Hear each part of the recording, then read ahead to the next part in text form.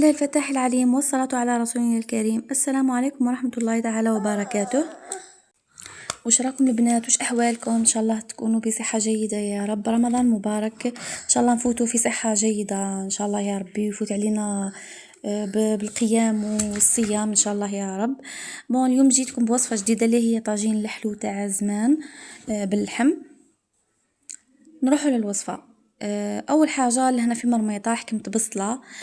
انا كانت عندي بصله شوي كبيره، وخساره كانت عندي طيب هذا اللي كان عندي كان في بلاره كانت منديه وتندالي ذاك الطيب، يعني مازال فيه الريحه نورمال، ما قدرتش نبيكي البصله معليش.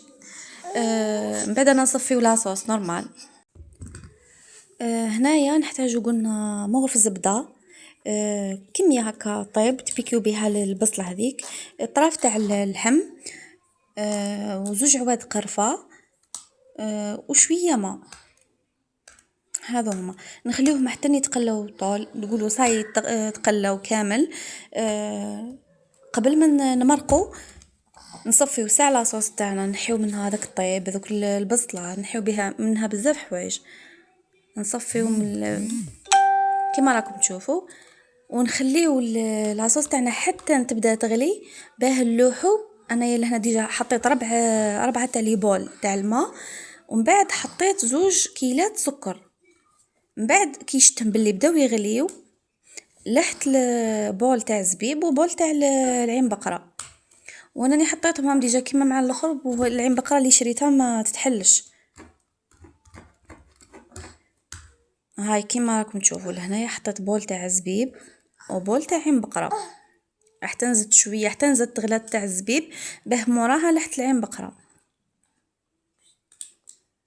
هنا متخلطوا لي فيديو لحت السكر الساع، ومن بعد لحت الزبيب والعين بقره كيما راكم تشوفوا. وهنايا سي بون هاي بدا يعقد الطاجين تاعنا. هنا نلوحوا له التفاح بعد ما نكونوا غسلناه وقشرناه وحكيناه بالقارص باش ما يكحلناش. هنايا كي نقولوا بلي راح بقات لنا واحد دي مينوت هكاك نطفيو نحطوا التفاح نتاعنا باش ما يتحلش. وهنا كان وجد الطاجين تاعنا الحلو هاو في طبق تقديم، ان شاء الله يكون عجبكم وتجربوه وصحة فطوركم وصحة سحوركم، وفي امان الله.